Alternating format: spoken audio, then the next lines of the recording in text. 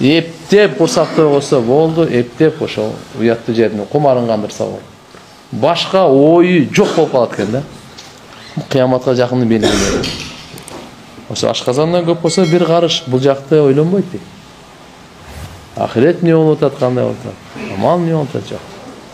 Алла Таала баарыбызга пайдалуу билим берсин. Туура жолдон Аллахым адаштырбасын, Аллахым адаштырбасын. Өткөндө Хазрет Усман разияллаху анхунун өткөнкү сабактарда насааттары, өзүнүн машалла манакып фазаилдерин айтып берген элек. Бүгүн Хазрет Али разияллаху анху, Хазрет Али шер Али деп, Али разияллаху анху бул пайгамбар саллаллаху алейхи ва салламдын өзгөчө тарбиясын алган, жакын күйөө баласы, абасынын баласы, эң алгачкы исламды кабыл алгандардан. Пайгамбарыбыз менен Табуктан башка бардык газатта көргөн. Табукта пайгамбарыбыз өзүнө атай орун басар кылып Мединага калтырып койгон эле да. Анан, "Я Расулалла, мени ушу жаш балдарга, аялдарга калтырасызбы?" дейт. Батыр да, Хазрет Али разияллаху кандай батыр. Анан айтканда, "Мен сени жөнү калтырбай турам. Муса пайгамбар менен Харун пайгамбар ага инилер да. Анын даражасы кандай болсо, сен дагы менин алдымда ошондой даражадасың. Бирок менен кийин пайгамбар болбой, сен пайгамбар эмессиң го, атак жакындыкта ушундай фазаилдерде ал сен ушунча жакынсың" дейт. Хазрет Али разияллаху анху бул атасы Абу Талиб, пайгамбарыбыз саллаллаху алейхи ва салламга жардам берген киши. Эч кимге тийгизбей, эч кимге чертилбей, эч кимдин көзүн чекчектербей, "Эй" деп турган Меккеде Абу Талиб. Пайгамбарыбыз өзүнүн атасын көргөн эмес да. Чоң атасынын тарбиясын өттү эле, чоң атасы өтүп кетти Абдумутталип. Ал өткөндөн кийин эле жаш элеге 8-9 жашында эле кичинекей балада Абу Талиптин колунда тарбия алды да. Алинин атасы болот да ошол. Бирок эми тилекке каршы Алланын өзүнүн низамы, системасы экен. Абу Талипке Алла Таала иман бербеди. Пайгамбарыбыздын дядясы, агасы. Кандай жөнөкөй аба эмесе. Чоңойткон. Пайгамбарыбыздын акылдуулугун, зиректигин, тазалыгын, чынчылдыгын кичинекейинен эле билет эле. Ар бир кыймылын билет эле да. Бирок пайгамбарыбыздын айткан дааватын кабыл албай койду. Алла бербесе кыйын экен да. Алла бербесе кыйын экен. Аябай эң пайгамбарыбыздын кыжалат болгондордун бирөөсү ушул болчу да. Пайгамбар көрүп турат да. Көз алдында бейиш тозок. Иман келтирбесе каяка барат экен көрүп турат. Иман келтирсе каяка барат экен көрүп турат деп элестетип көрүң. Жөнөкөй нерсе эмес да бул. Эң жакын. Меккедеги ошо Курайштар пайгамбарыбыз дааватын баштаганда Абу Жахилдер келип айтат эле Абу Лахаб. Эмне токтот Мынандай кылып өрөбүз, тигиндей кылып өрөбүз деп. Абу Талиб барды мизин кайтарат эле. Бирөөңөр айтып койгон берсе бир чачы түшсүн местерин эмне кылат экен. Кара. Исламга канча жардам берди. Канча жардам. Бирок иман келтирбеди да. Пайгамбарыбыз ооруп атканда өлүм төшөгүндө да келип айтты. Ава деди. Мен айткан калимамды бир эле айтып коюң деди. Ла илаха иллаллаху Мухаммаду Расулуллах бир эле жолу айтып коюңузчу деди. Эртең кыямат күнү мен сизге шафаат кылып кетем деди. Бардыгынан, бардыгы ушу бир эле сөздү тилинен чыкпай койду. Кана биз бир айтып койгойлу. Ла илаха иллаллах Мухаммаду Расулуллах. Кандай чоң бакыт бул э. Пайгамбарыбыз ушуну айттыра албай койду. Кимге? Өзүнүн абасына каерде? Меккеде. Пайгамбарыбыз тирүү кезинде. Бизге Аллахым берди го мына. Пайгамбарыбызды кам жеп койду. Алла Таала аят түшүрдү.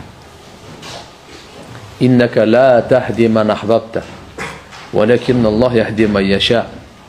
Эй Мухаммад саллаллаху алейхи ва саллям. Кимди сен жакшы көрсөң, ага хидаят бере албайсың деп койду да. Жакшы көргөнүңө сен каалаганыңа хидаят бере албайсың. Бирок Алла кимге кааласа ошого берет деп койду. Караңчы. Ушунчалык аракет кылып. Абу Талипке айтты, бир эле айтыңыз, бир эле жок. Не деди? Ана Курайштын айтат алар дейт. Бул ушу өлүмдөн коркконунан айта берди деп. Кур намыз да. Бүгүн да ушу кур намыз үчүн өлөт адамдар. Кур намыз үчүн өлөт. Мойнуна алса болот эле. Адам мындай экен да. Жаны менен малы келип калса, малын берип береткен дагы жанын сактап калат экен да. Намызы авири менен жан келип калса, жанын берип өткөн, бирок намызды калат экен да, кара. Намыз авир чоң нерсе турат да. Ошон үчүн ал айтып атат, болбой койду. Аят түшкөндөн кийин анан пайгамбарыбыз, я Алла. Намызы эмне? Кур намыз. Аналар эмне дейт? Өлүмдөн коркуп ыйман келтире берди дейт. Мен ушундай авторитет киши болсом Меккеде, Курайштын авторитет кишиси болсо, ушу Мухаммаддын сөзүн айтты. Айтпай кой. Алла. Бирок пайгамбарыбыз айткан, дозокто азаптын түрлөрү бар. Эң жеңил азап Абу Талипке болот деген. Азаптан жеңилдик болот экен да. Эң жеңил азап Абу Талип болот. Жеңил азабы кандай дебейсизби? Эки буттун тамандын алдына чокту коет экен. Анан башында мээ кайнайт экен. Ушу эң жеңил азап экен. Мушкат Масабих деген китепте келет. Ушундай болот. Эми оору кандай. Ошо Абу Талиптин баласы Али разияллаху анху. Көрдүңүзбү кандай? Алымдардын ортосунда талаш бар. Хадиче өз биринчи исламды кабыл алганбы? Абу Бакыр Сыдык разияллаху анху биринчи кабыл алганбы? Же Али разияллаху анху биринчи кабыл алганбы деп. Исламды биринчи ким кабыл алган деп талаш. Үчөөнүн ортосунда. Көпчүлүк анан айтат, жок, биринчи Хадича, экинчиси Абу Бакыр, үчүнчүсү Али. Кээ бирлер айтат, жок, биринчиси Хадича, экинчиси Али, үчүнчүсү Абу Бакыр. Мындай болду. Бирок уламалар жалпысынан мындай деган, булар үчөө ушу бир учурларда эле пайгамбар саллаллаху алейхи вассаламдын аялдардан Хадича энебиз, эркектерден Абу Бакыр Сыдык разияллаху анху, жаш балдардан Hazret Али разияллаху анху, мындай деп койсок болот дейт. Кулдардан Билал разияллаху анху. Кул азат кылган кулдардан Зайд ибн Хариса разияллаху анху. Булар биринчи исламды кабыл алгандар. Hazret Али разияллаху анху кээ бир риваятта 8 жаш, 9 жаш, 10 жаш деп келет. Исламды кабыл алган мезгилдер. Жашы канча болчу да?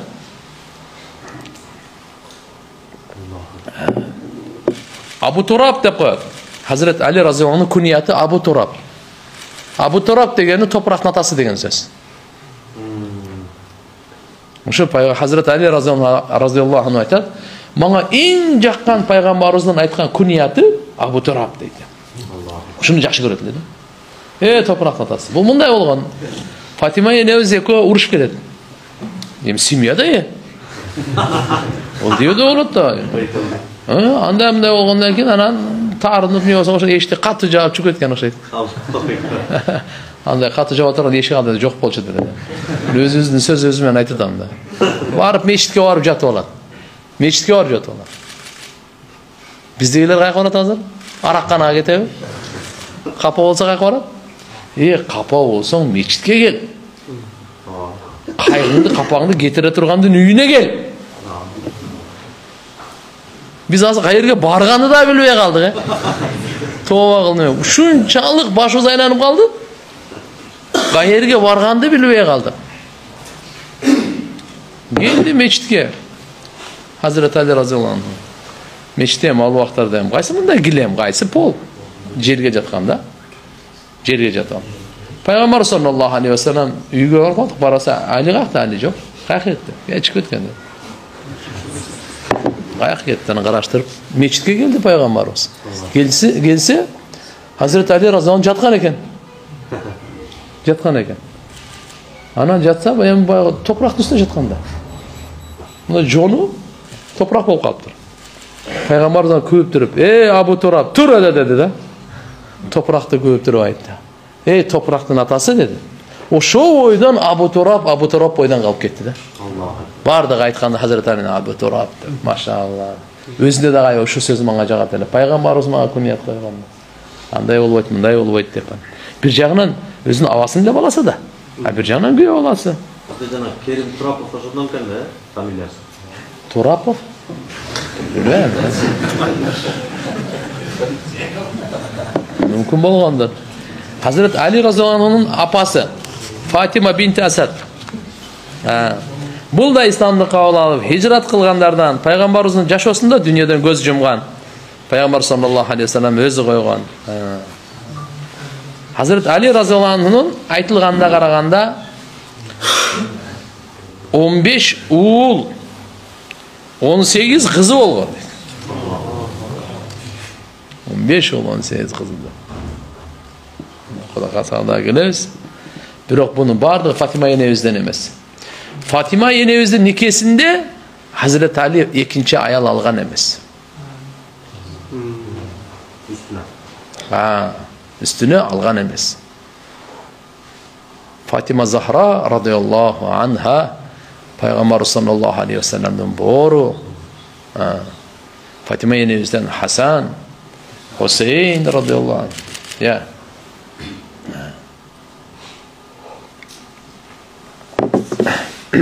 Алған емес. Фатима енебіз өткөндөн кийин, андан кийин алып, ошондон кийин анан кийин балдар. Негизи Хасан менен Хусейн. Абул Хасан. Хасандын атасы Hazreti Ali radıyallahu anh. Hazreti Ali radıyallahu anh бул Ашара-и Мубашшара 5-ке 10 сахабага куш кабар берилген эле ошонун бирөөсү. Пайгамбарыбыз разы болуп кеткен Hazret Умар разыяллаху алтоону кеңешке шайлап кетпеди беле, алтоонун бирөөң болосуңар деп. Ошонун бирөөсү. 4 хулафай рашидин Абу Бакр, Умар, Усман, Али ушунун бирөөсү радыяллаху анху. Ulama Rabbaniyin, ahadul ulama Rabbaniyin, min деген алымдардын бирөөсү ушул болгон. Саид ибн Мусайиб рахматуллахи алейхи айтат. Бир маселе, бир фатва, бир чечим Hazreti Алиден чыкса, болду. Башкадан сураган кажети жок. Кажет жок. Болгондо да мин деген батырлардын бирөөсү эле.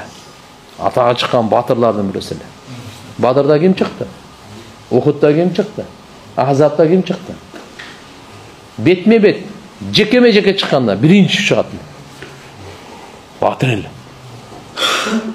Дұшмандарды қылышмен бір қойғанда тұрғызбайды. Екінші, үшінші де чауышы андай қылдырмайды. Уақыт жоқ елі. Бір қойғанда. Батыр елі. Пайғамбарыбыз менен қанша ғазап болса, барына қатышқан. Башқасына да. Самматни умми Хайдара. Апам мені арыстан деп атаған дейді. Апам мені Хайдара деп, Хайдар. Айдар Алиев тендер бар ғой, Хайдар, Айдар бар ғой, ұшылардың бардығы. Айдар деп бір арыстандың аты. Арыстанның аттары көп та, біресін аты шында. Апам мен атым арыстан деп болған. Тоқойды білесіз бе дейді, тоқойды. Арыстан жүргенде башқа жануарлар қайқа барады. Шындай еле дейді.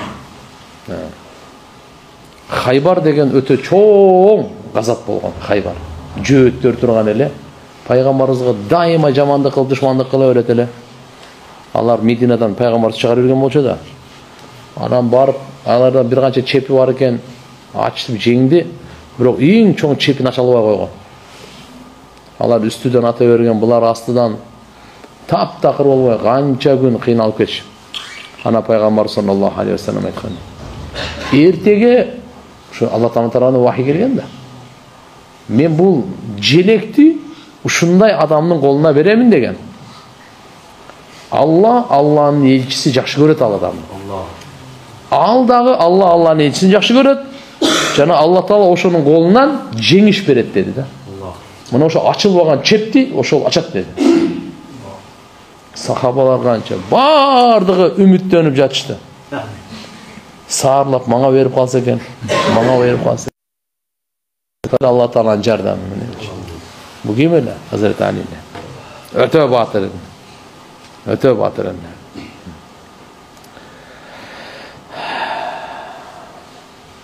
Демек, bu İslamды кабыл алганда 10 жаш дегени бар экен, 8 жаш дегени бар экен.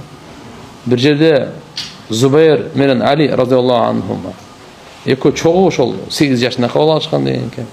Кандай болбосун, жаш кезинде кабыл алган исламды, кичинесинен эле акылдуу, билимдүү, таква, аң сезим күчтүү, түшүнгөн, адептүү, эми укмуш эле болчу да. Пайгамбар саллаллаху алейхи ва саллям Меккеден сахабаларды Мединага көчө бергиле. Булар батыркыда эмес. Кол салып ачат. Ар кандай жаманды четип аткандан кийин Мединага көчүрө берди, бирок өзүнө буйрук келе эле чыкканга Алла Тааланын буйругун күтүп турган эле.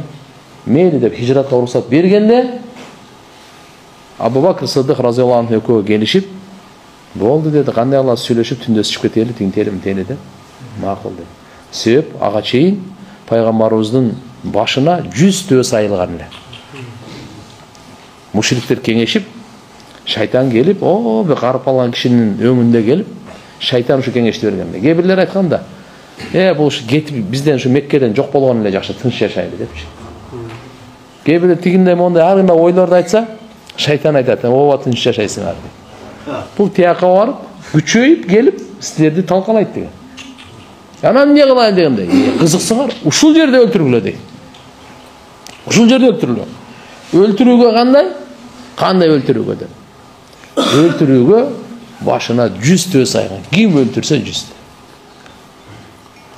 Бул демек жашыруун кылыш керек эле.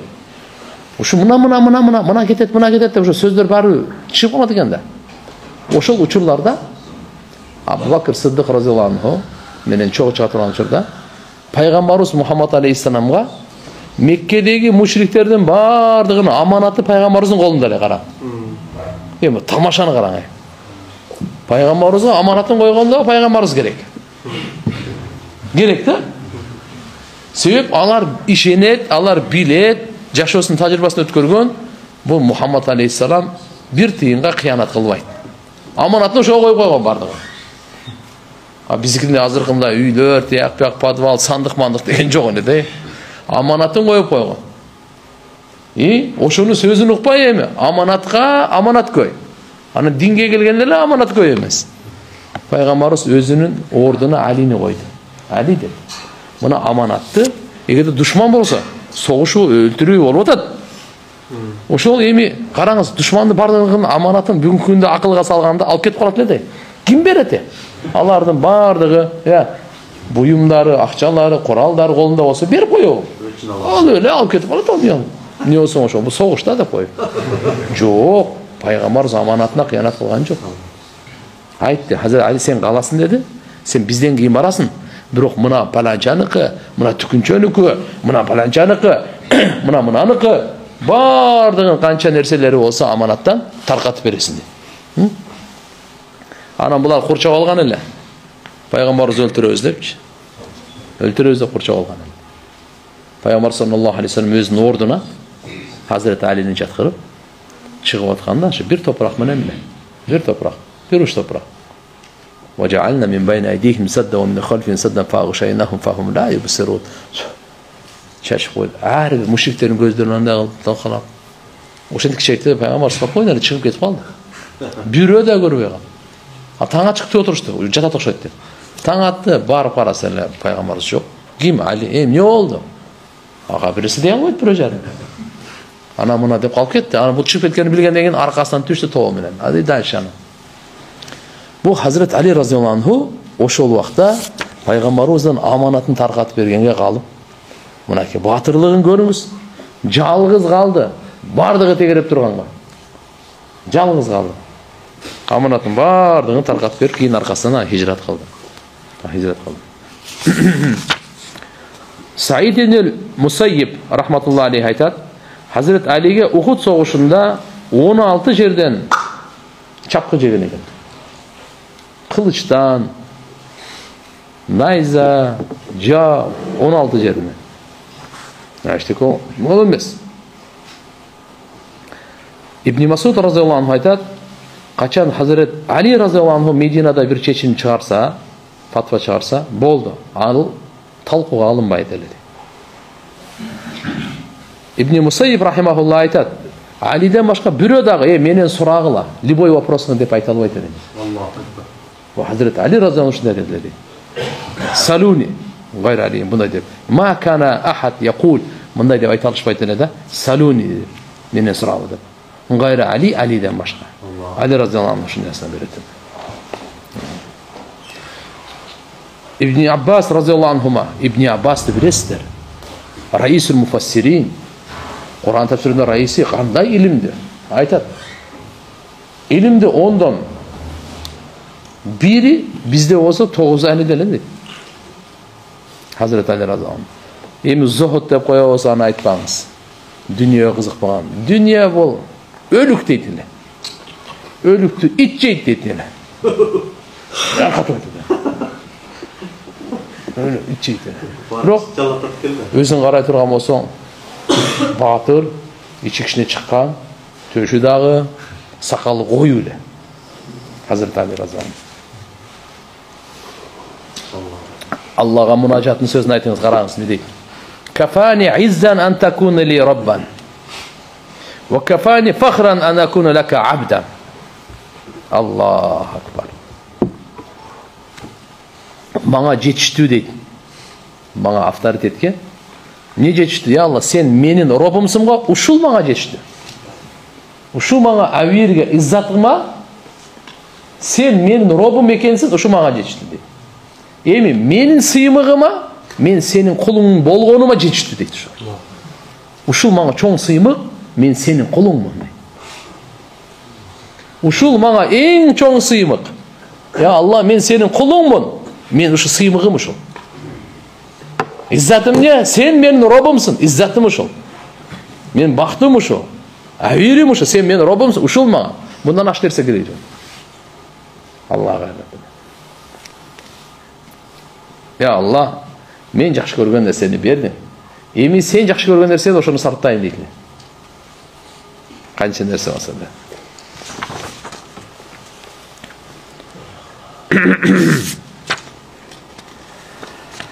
Allah.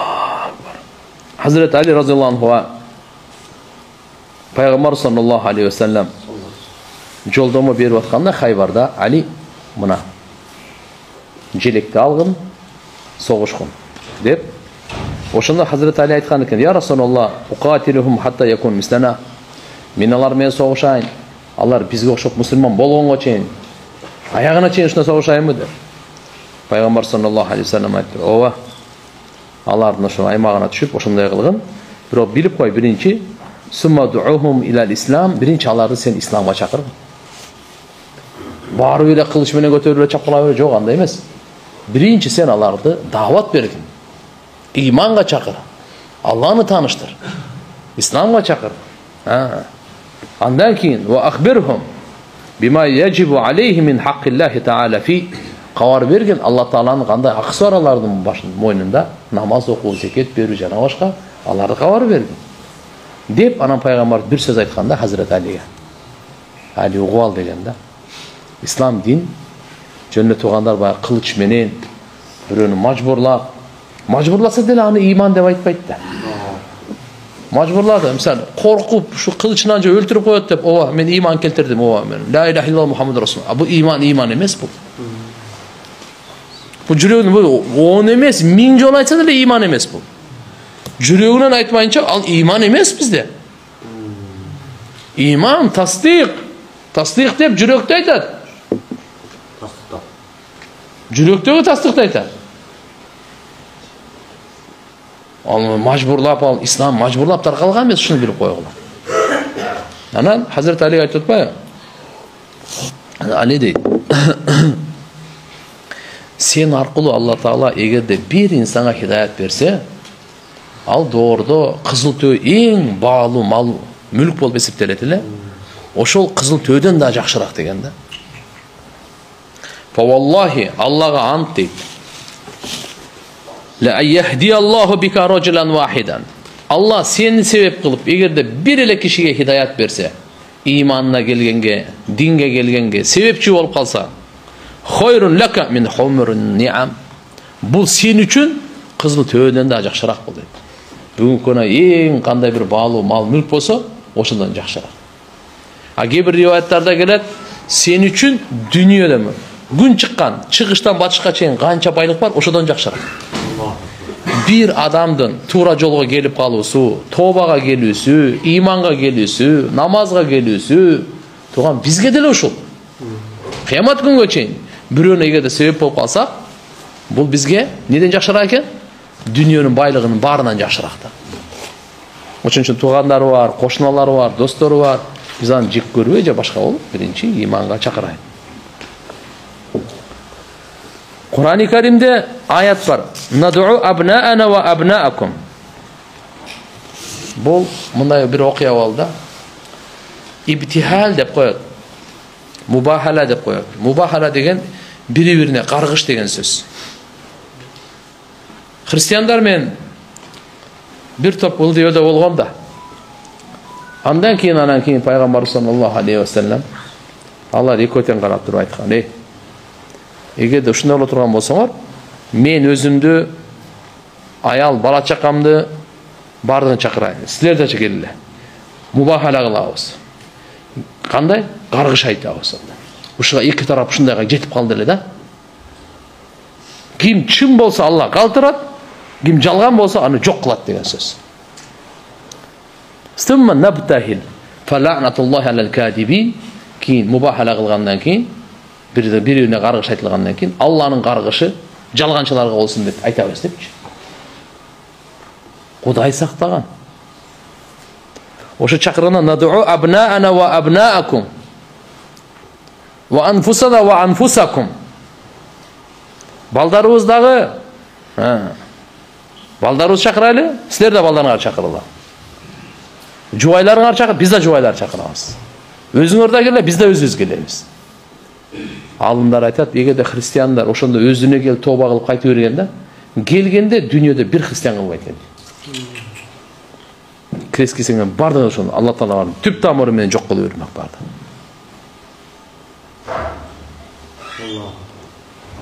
Пайгамбарыбыз саллаллаху алейхи ва салламга Меккеде да келип алып, Меккедеги мушриктер ушинте берет эле да. Сен эгерде айтып атканыңдай чыныгы пайгамбар болсоңчу, Меккеде ал таштак жер, суу чыкпай, мына тоолорду алып таштачы. Так, анан эмне кыла коеюн дагы? Ушул жерде дарыя, булактарды чыгарчы. Биз эгин эгейли. Дагы эмне кыла коеюн? Өлүктөрдү тирилчү, ушу менен сүйлөшөйлү. Биздин ата бабаларыбызды. Сен мужиза көрсөтчү. Иса пайгамбар мына өлүктөрдү тирилткен эле. Сулайман пайгамбар жана тоолорду мындай эле кылып берген эле. Сен да көрсөтчү депчи. Ошондойбу? Пайгамбарыбыз Алла Таала аят түшүрдү. Аллага бул кыйын эмес. Көрсөтүп бардыгын кылып койгон кыйын эмес. Бирок бир нерсени билип койсун. Эгерде ошондон кийин да иман келтирбесе, түп тамыры менен бар жок болот. Иман келтирбесе, мужизаны биз көрсөтөбүз. Мужизаны көрсөтөбүз.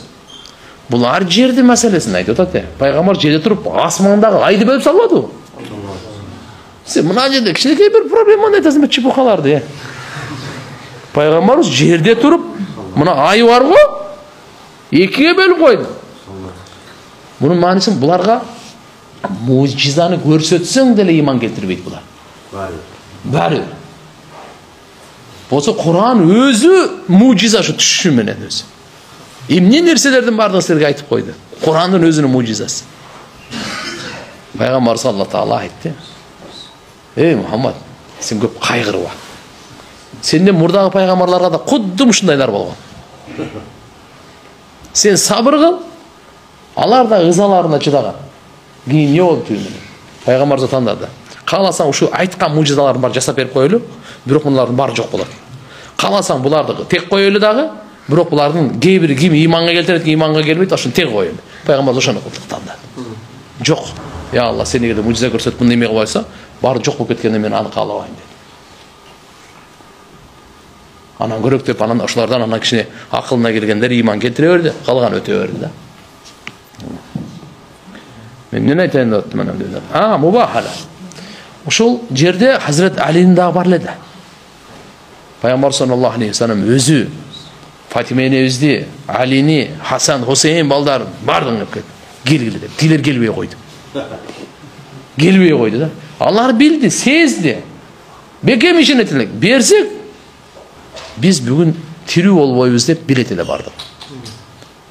Келбей қойып, өздеріне жақшы болды.